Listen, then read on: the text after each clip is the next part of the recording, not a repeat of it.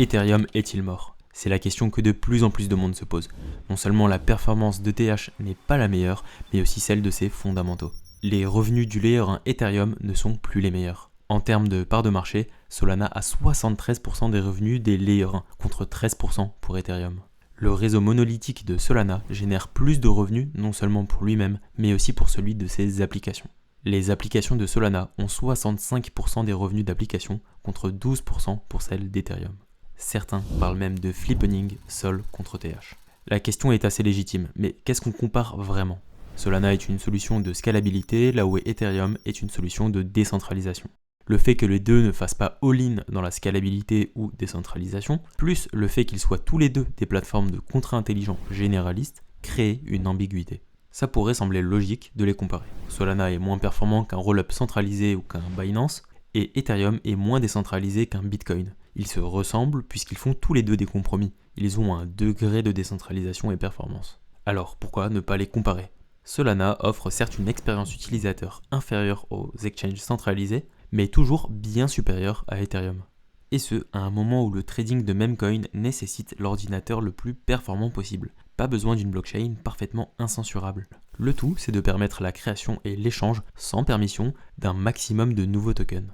Là-dessus, Solana est bien plus adapté qu'un exchange centralisé, à qui il faut demander la permission pour lister et trader un token. L'adoption grandissante de Solana par rapport à Ethereum inquiète certaines personnes et fait pousser des ailes à ceux qui en ont le plus profité ces derniers mois. Certaines personnes très sérieuses ne seraient pas surpris de voir Sol flip ETH.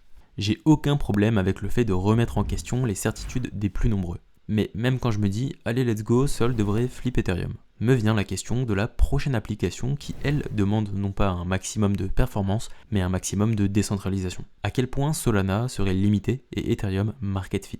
Pire encore, à quel point Solana et Ethereum seront limités quand une application nécessitera une forte décentralisation plus une grosse performance. On peut penser aux real world assets, paiement et trésorerie d'entreprise, gestion d'IA et nouvelles formes de DeFi. Dans un cas, Solana n'est par défaut pas plus décentralisable et l'est d'ailleurs de moins en moins. Dans l'autre cas, Ethereum a la possibilité d'augmenter sa taille de bloc. Ethereum peut aller dans cette direction si la performance est demandée, là où Solana ne peut pas faire marche arrière vers la décentralisation. Mais dans tous les cas, Ethereum n'a pas besoin de le faire puisqu'il délègue cette tâche à des shards, ses layer 2. Et si en fait, la thèse d'Ethereum était que Solana n'est pas assez décentralisé et pas assez performant, bien que ce soit son objectif premier. Pour reprendre leurs termes, Solana n'aurait pas assez de bande passante et pas assez de débit. Cette thèse, on la doit à la modularité d'Ethereum et à la révolution des zero knowledge. En effet, depuis la publication de la nouvelle feuille de route d'Ethereum par Vitalik Buterin en 2022, la vision roll-up centrée pour scaler Ethereum commence à porter ses fruits. On a pu voir la scalabilité d'Ethereum exploser, au point où Ethereum dispose maintenant d'une performance qui challenge Solana, tout en gardant un réseau extrêmement décentralisé. Les roll-up exécutent des transactions hors de la chaîne principale, les regroupent sous forme de lots pour les faire vérifier sur le layer de base responsable de la sécurité. Il existe deux types de roll-up, les optimistic roll-up et les ZK roll-up. À leur sujet, Vitalik a déclaré: d'une manière générale, je pense qu'à court terme, les optimistic roll-up sont susceptibles de l'emporter grâce à leur relative facilité d'adoption avec l'EVM, tandis que les ZK roll-up domineront l'univers des paiements simples, des échanges et d'autres cas d'utilisation spécifiques à une application. Néanmoins, à moyen et long terme, les ZK roll-up l'emporteront dans tous les cas d'utilisation, à mesure que la technologie ZK s'améliorera. Fin de citation. C'est pourquoi nous nous concentrerons sur les ZK roll-up dans cette vidéo. Nous analyserons en détail ce qu'est un ZK Rollup ainsi que les différentes variantes de ZK choisies par les projets, en essayant de trouver qui seront les prochains leaders dans cette grande place de marché Layer 2. Allez, c'est parti.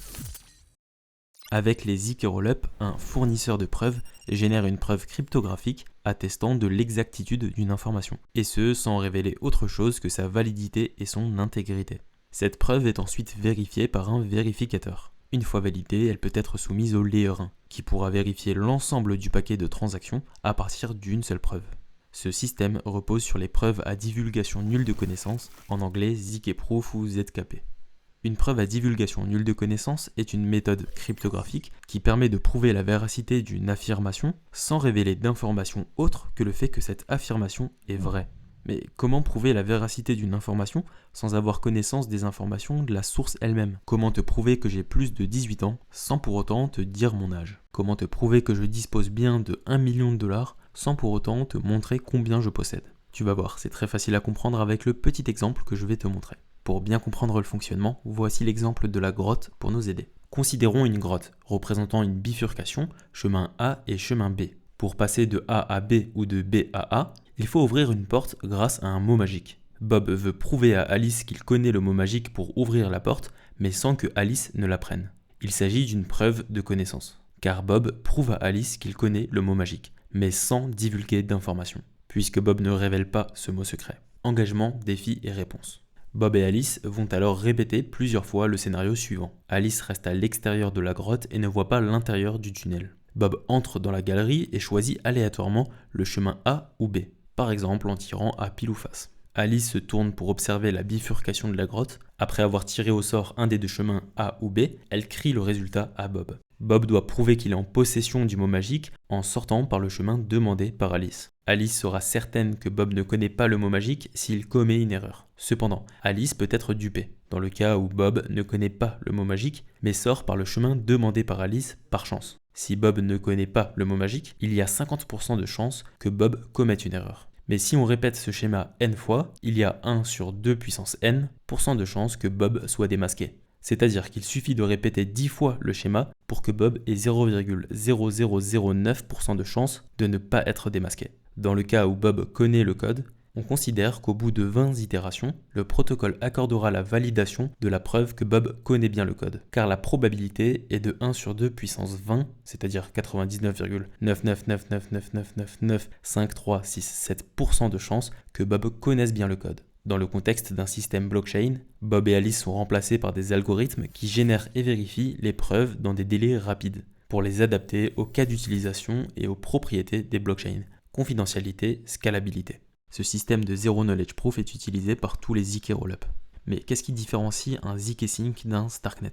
Tout d'abord, on peut les différencier en les séparant en deux catégories, les ZK Snark et ZK Stark. Dans les ZK Stark et ZK Snark, on retrouve trois mêmes terminologies en plus du ZK de Zero Knowledge. Il s'agit du ARK, qui signifie Argument of Knowledge, ce qui nous renvoie au principe de Zero Knowledge Proof qu'on a vu avant. Maintenant, on a juste à comprendre ce qui fait la différence entre ST et SN. Pour commencer, le S de Snark signifie succinct. Succinct signifie que les preuves générées sont très compactes, quelques kilo-octets seulement. Cela garantit que le temps de vérification est beaucoup plus court que le temps de calcul de la preuve. Sans cette succinctness, pour être sûr de l'affirmation, le vérificateur serait contraint de refaire lui-même le calcul au lieu de simplement vérifier une preuve rapide. Et le N de Snark signifie non interactive. Dans une preuve interactive, le prouveur et le vérificateur échangent plusieurs messages pour établir la validité d'une preuve. Les Snark éliminent ce besoin d'échange en rendant le processus non interactif, ce qui signifie que le protocole ne requiert pas d'échange direct entre le fournisseur de preuves, prouveur, et le vérificateur, vérifieur. Contrairement aux preuves interactives qui nécessitent plusieurs allers-retours entre les parties, les ZK Snark s'appuient sur un Trusted Setup, un environnement de configuration initiale où une clé partagée est générée et mise à disposition des deux parties. Grâce à ces paramètres, le prouveur peut démontrer qu'il possède une information sans la divulguer explicitement, en générant une preuve compacte et vérifiable en une seule étape. Cette absence d'interaction simplifie considérablement le processus, réduit la latence et améliore la scalabilité du système utilisant les ZK Snark. De plus, ce caractère non interactif renforce l'anonymat des utilisateurs, car il élimine le besoin de communication entre eux et le vérificateur. Et c'est sur cette partie non interactive que la différence se fait entre les Snark et les Stark. Pour les Stark, on remplace le N de non interactive par le T de transparent, c'est-à-dire que le fournisseur de preuves et le vérificateur doivent communiquer entre eux pour se livrer à ce jeu d'engagement, défi, réponse. Cela permet d'éviter le Trusted Setup qui amène à de potentielles failles qu'on retrouve chez certains ZK Snark. C'est ici que chacun fait son compromis, avec les Snark qui gardent cette fonction de privacy pour moins de scalabilité, et les Stark qui, eux, ne profitent pas de cette privacy pour plus de scalabilité. D'où les deux premières lettres de Stark, scalable, transparent, suivi de ARK. Ce qui explique le compromis des Stark, c'est le souhait d'être purement et simplement le modèle le plus scalable possible, adapté à une forte demande en transaction. Il assume complètement d'être une technologie de Layer 2 qui a pour seule fonction d'être cette solution de scalabilité pour le Layer 1. On peut en effet voir les Stark scale mieux que les ZK Snark quand il y a plus de N transactions par seconde, Voyons d'où vient cette meilleure scalabilité des Stark. Comme on l'a vu, les ZK Stark ne nécessitent pas de Trusted Setup. Ils sont transparents. Les preuves Stark s'appuient sur les fonctions de hachage dans le modèle de l'oracle aléatoire. On peut le visualiser comme un oracle que l'on interroge et qui fournit toujours une réponse aléatoire. Il s'agit d'un comportement idéal d'une fonction de hachage. Les preuves Stark sont interactives et utilisent un oracle aléatoire lors de leur phase de vérification. Cela confère un énorme avantage, leur scalabilité. En effet, la vérification des preuves est très rapide et la durée de cette vérification croît sous-linéairement en fonction de leur taille, contrairement aux Snark qui ont une forme d'évolutivité linéaire. Les Stark demandent une grande puissance de calcul, ce qui réduit la décentralisation au vu du coût que cela représente. Les Snark, eux, peuvent facilement fournir un réseau décentralisé, car ils demandent une puissance de calcul très faible, à tel point que certains projets comme Mina Protocol les utilisent pour prouver leur propre Layer 1 avec un large réseau de prouveurs, dû encore une fois à la faible puissance de calcul demandée. Mais cette différence est-elle vraiment importante, dans le cas où nous cherchons à savoir quel sera le meilleur Layer 2 ? C'est le Layer 1 qui apporte la décentralisation. Le Layer 2 poste ses données et se fait valider par le Layer 1 pour hériter de sa décentralisation. On demande donc au Layer 2 de scale le plus possible, et là-dessus, les Stark sont les meilleurs. Une mention particulière pour Starknet qui est le pionnier dans le domaine des ZK Stark, et il nous le montre bien en battant tous les records dans ce domaine. Par contre, si la question est de savoir lequel des deux entre ZK Stark et ZK Snark ferait un bon Layer 1, il est clair que les Snark gagnent haut la main, car ici la notion de décentralisation est la plus importante. Et qui de mieux pour juger du meilleur type de preuve ZK pour un Layer 2 ou un Layer 1 que le fondateur des Stark et des Snark lui-même. Et oui, ces deux technologies ont été co-développées par l'académicien Eli Ben-Sasson. Il a d'abord créé un Layer 1 ZK Snark avec Zcash en 2016, puis en participant au développement de Mina lancé en 2020. Il a ensuite décidé d'utiliser les ZK Stark pour scale Ethereum sur un Layer 2 avec StarkX puis Starknet. Il existe peu de roll-up utilisant les Stark, et nombreux sont ceux qui utilisent les Snark. Voilà donc une bonne manière de faire le tri entre les projets qui vont m'intéresser. Active la cam, y'a plus de budget monteur. Les Stark utilisent des fonctions de hachage, les rendant non seulement plus scalables, mais aussi plus sécurisés que les Snark, ne nécessitant pas de cérémonie et étant résistants aux attaques quantiques. On parlera souvent de preuves ZK, mais les preuves Snark et Stark sont des preuves de validité, car il est mathématiquement vérifiable que les preuves externes à la blockchain sont sans fraude et donc valides. Seulement, les preuves Snark, à la différence des Stark, sont considérées comme des preuves ZK, car les preuves ne sont pas transparentes mais bel et bien à connaissance nulle. Les ZK correspondent plus à une sous-catégorie dans la catégorie des preuves de validité. Mais pour les Snark, on parlera plus de preuves ZK, qui correspond donc à une sous-catégorie dans la catégorie des preuves de validité. On parle souvent de ZK comme une catégorie au sens large, alors qu'ils sont en fait très spécifiques. Les deux grandes catégories de preuves utilisées par les roll-up sont donc finalement les preuves de validité et les preuves de fraude, ou preuves optimistiques. Lorsqu'on cherche à savoir quelle est la meilleure technologie pour des roll-up, il est clair que les ZK Stark sont la meilleure technologie de scaling. Ils compressent la donnée d'un très grand groupe de transactions pour finalement proposer les coûts de transaction les plus faibles. Et les preuves Stark sont encore plus compétitives lorsqu'elles sont publiées et vérifiées sur un Layer 1 avec peu de capacité de stockage et extrêmement décentralisé comme Ethereum. Ou, dans le cas encore plus extrême, sur Bitcoin. À tel point qu'une utilisation autre que les Stark sur un dit roll-up Bitcoin est à peu près sûre d'être une sidechain ou roll-up souverain qui n'opère qu'un settlement sans stockage sur la chaîne Proof of Work. Ce qui nécessitera automatiquement un intermédiaire comme par exemple Celestia pour la publication de la donnée. Ou de manière encore moins sécurisée, un stockage centralisé pour des roll-up qu'on appelle Validium s'ils sont ZK ou Optimium s'ils sont optimistiques. Toutes ces variantes qui ajoutent plus ou moins de confiance au système trustless, sans confiance, constituent évidemment des freins à l'adoption de la liquidité d'ETH et plus encore de BTC qui reste le catalyseur le plus puissant de ce cycle. C'est pourquoi les ZK et plus particulièrement les ZK Stark sont un composant fondamental pour ce cycle de marché. Le choix de Starknet d'exécuter sur Bitcoin est donc très stratégique, mais pas seulement de l'opportunisme. Si vous voulez en savoir plus, regardez cette vidéo.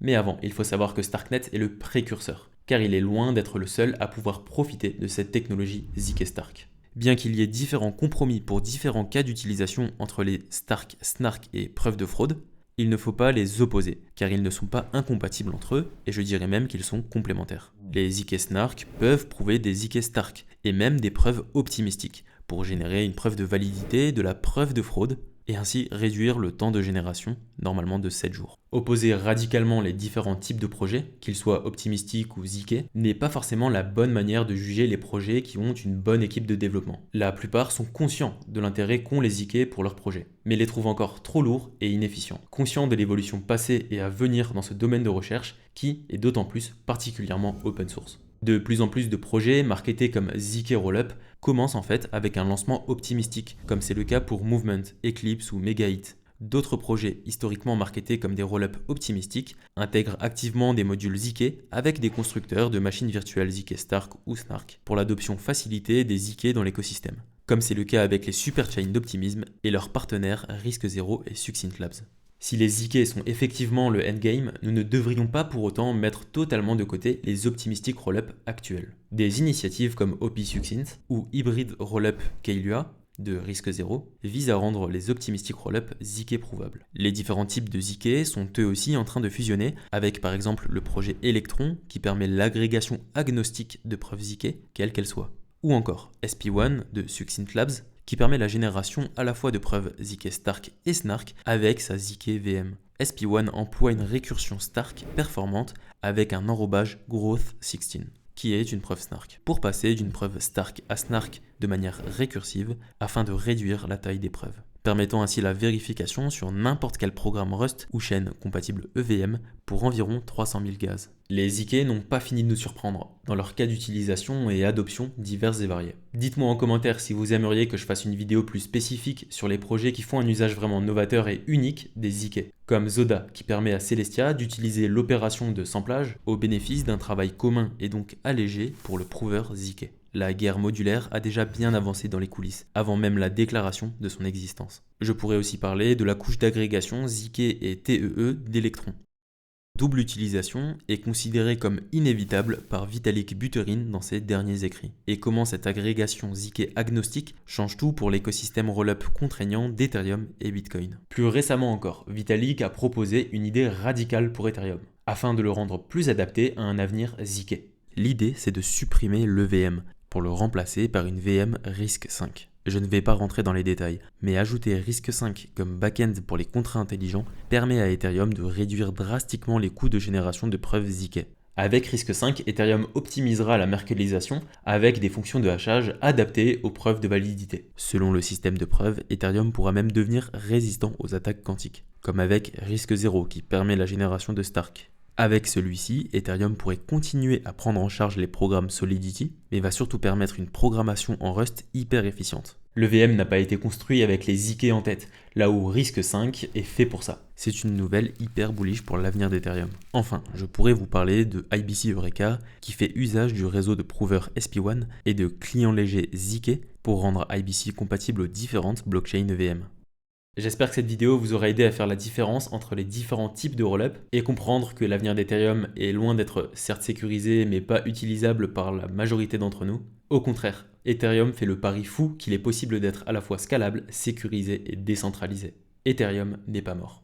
Ethereum n'est pas mort. Si tu n'as pas encore vu cette vidéo, je t'invite à comprendre comment Bitcoin peut être amené à vérifier des rollups comme Starknet. Tout commence avec cette idée présentée par Eli Ben Sasson en 2013. Je te laisse regarder en cliquant sur cette vidéo.